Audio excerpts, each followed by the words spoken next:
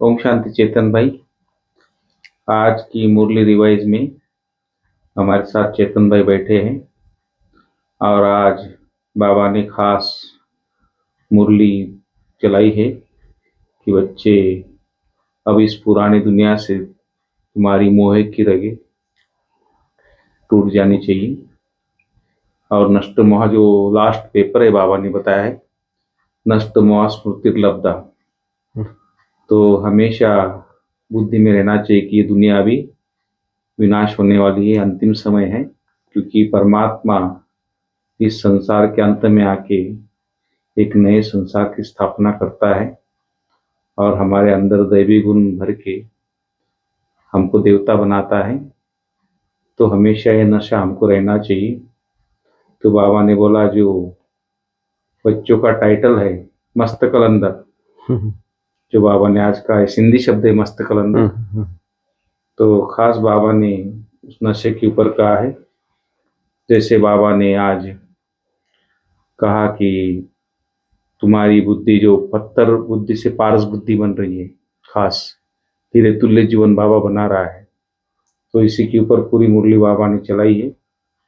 तो चेतन भाई बताएंगे आगे, थोड़ा क्लियर करेंगे आज की मुरली के ऊपर कि बाबा ने खास किन बातों पर ध्यान दिलाया आज।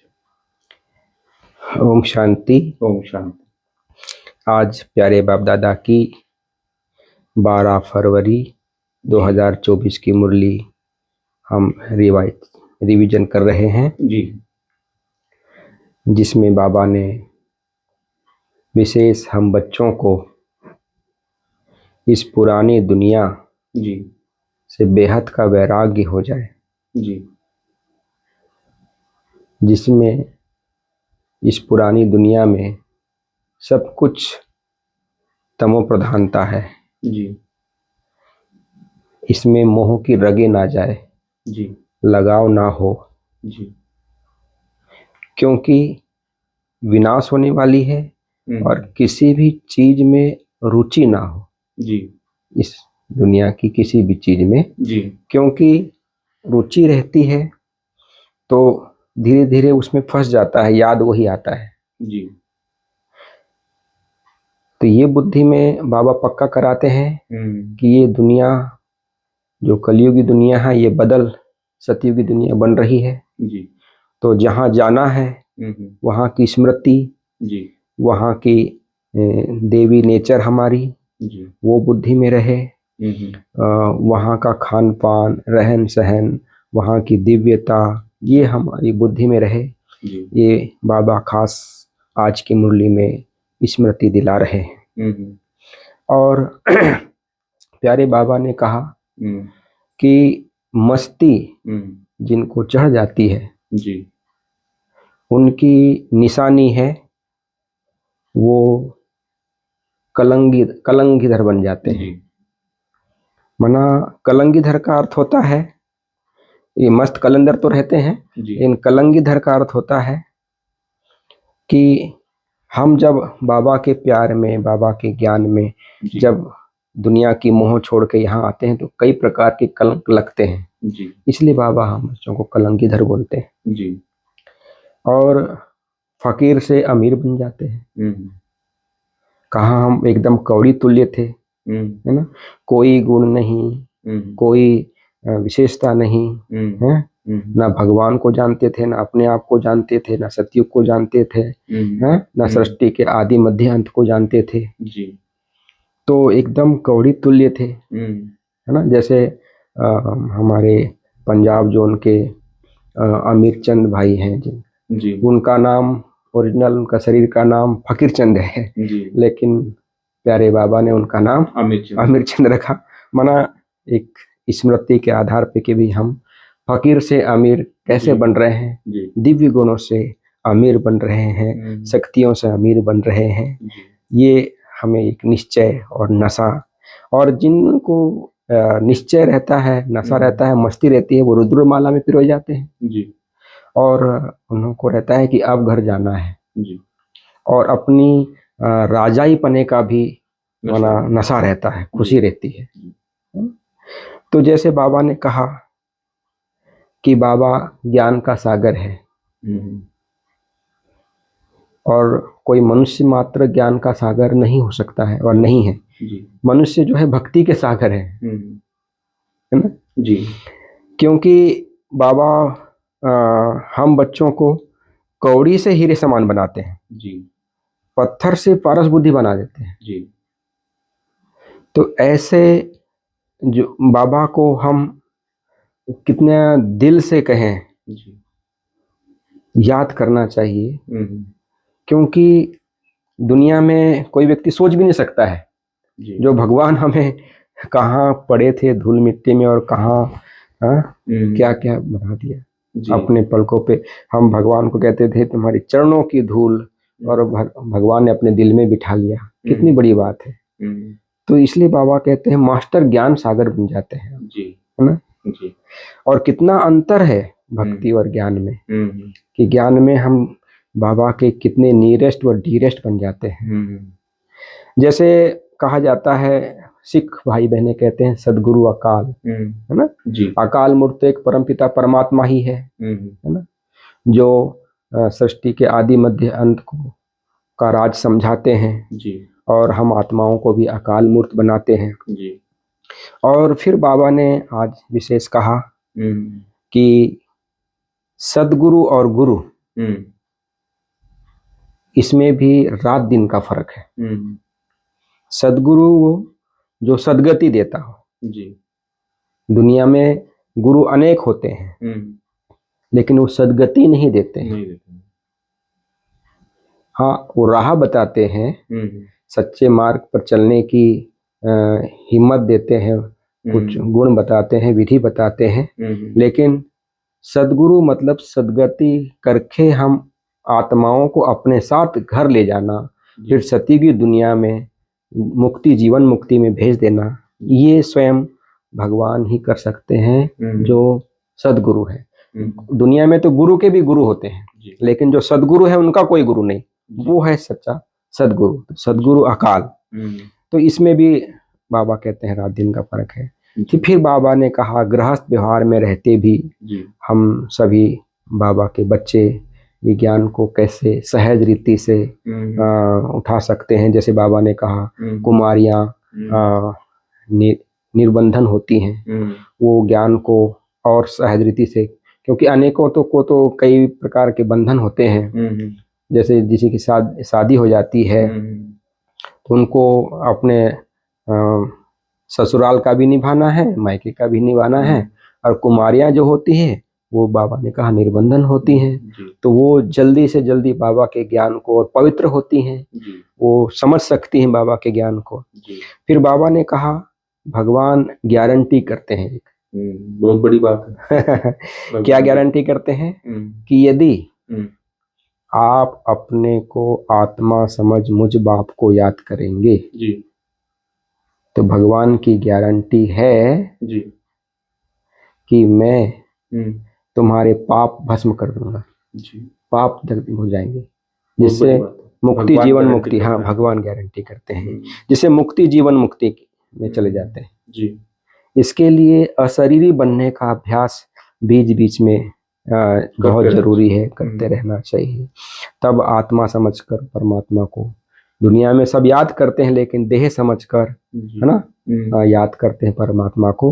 और सबसे बड़ा अंतर ये है कि यहाँ आत्मा समझकर परमात्मा को याद करना है तभी पाप भस्म होते हैं जी। फिर बाबा ने कहा कि जैसे भगवान को सर्वव्यापी कहते हैं तो सर्वव्यापी कहना मतलब जैसे भगवान का अपकार करना अपमान करना जी। लेकिन सभी दुनिया में ज्ञान ये है कि भाई कण कण में भगवान है ना तो उसको सहज मान लिया लेकिन भगवान ने आकर कितना बड़ा रहस्य उद्घाटन किया। यदि कण कण में होता है तो उसका महत्व ही खत्म हो जाता है। तो भगवान का तो कितना ऊंचा महत्व है। कहा जाता है ऊंचते ऊंच तेरा धाम नाम है ना सब कुछ है तो कण कण में कैसे हो जाता है तो अपकार हो गया। लेकिन भगवान आकर ऐसे अपकारी बच्चों पर भी उपकार करते हैं जी। ये भगवान ही कर सकता है जी। दूसरा नहीं क्योंकि उनको पता है कि ड्रामा में इनका पार्ट है और ये बेचारे जानते नहीं हैं, ज्ञान नहीं है, तो कैसे ये करेंगे। तो ठिक्कर भित्तर में कह देना भगवान को ये अच्छा नहीं लगता है। तो परमात्मा सर्वव्यापी नहीं है, ऊंचे थे ऊंचा भगवान है ना। फिर बाबा ने कहा यदि बाप ना आते तो आप वर्थ नॉट ए पेनी रह जाते, वर्थ पाउंड नहीं बन पा जाते, निधन के रह जाते, धन के नहीं बन पाते, गरीबी रह जाते, अमीर नहीं बन पाते, माना गति सदगति नहीं मिलती। तो ये भगवान कहते हैं कि मेरे आने से क्या क्या बनती है। और ज्ञान की जो ताकत है ना वो आत्माओं को चुंबक बना देती है। ज्ञान की ताकत यदि हमें भर जाती है तो आकर्षण होता है दूसरों का, और यदि चुंबकीय आकर्षण होता है तो फिर कशिश होती है माना दूसरों को पाने की। तो ये बाबा हम बच्चों को बहुत माना कितनी बड़ी बात है जो भगवान स्वयं हमको ऐसा बनाते हैं जो दूसरे स्वयं माना हमारे ऊपर आकर्षित नहीं, भगवान के ज्ञान के ऊपर है ना, वो आकर्षित, वो चुंबक बनाते हैं ज्ञान की ज्ञान को के ऊपर आकर्षित होते हैं, भगवान के ज्ञान के ऊपर, हमारे ऊपर नहीं। इसका गलत ना अर्थ हो ये हो जाए है ना। फिर बाबा हम बच्चों को पैगंबर भी बनाते हैं है ना, सबको पैगाम देना, भगवान का संदेश देना है ना, सत्य की दुनिया का ज्ञान देना, ड्रामा के आदि मध्य अंत का ज्ञान देना, ये कितनी ऊंची बात है। तो ऐसे है ना, क्योंकि दुनिया में कितनी सारी ये बातें हैं कि भिकासी कलवट खाना, कितनी माना उसमें एक त्याग है उनके लिए कहो, या कितनी बड़ी ये होती है उनकी कि भिकासी कलवट खाने से भगवान की प्राप्ति हो जाती है, भगवान के पास चले जाते हैं है ना। लेकिन ऐसा नहीं है, क्योंकि भगवान ही है एक जिसके 100 मार्क्स हैं समझ लीजिए, मनुष्य आत्मा के नहीं हो सकते, क्योंकि वो सुप्रीम है। कोई भी आत्मा 100% संपूर्ण जो इसमें होना चाहिए वो नहीं है।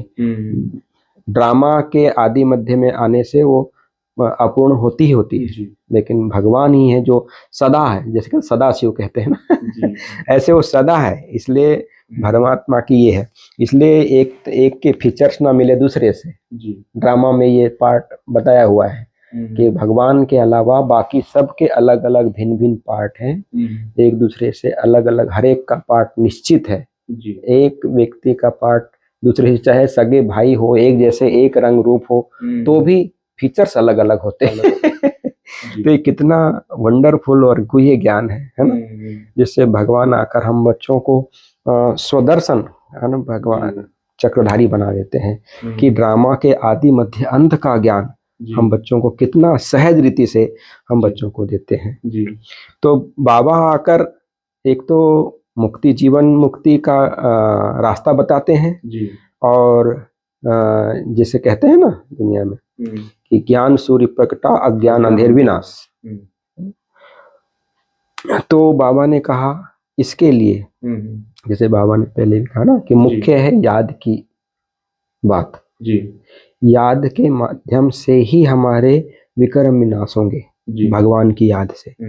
तो हम जितनी हम अपने को आत्मा समझकर परमात्मा को याद करते जाएंगे तो हमारे विक्रम भी विनाश होंगे, और ये हमारे से कोई विक्रम नहीं होगा है ना। यदि विक्रम होता है तो कहा जाता है ना कि सदगुरु की निंदक ठौर ना पाए।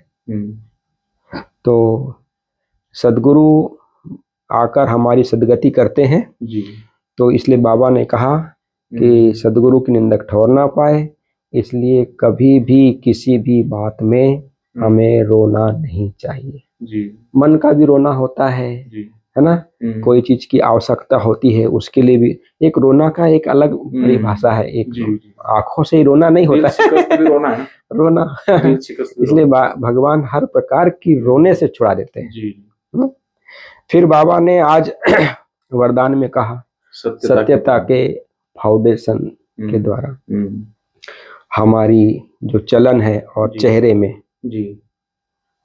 चेहरे से दिव्यता की जो झलक दिखाई देगी, तो वो सत्यवादी है जी।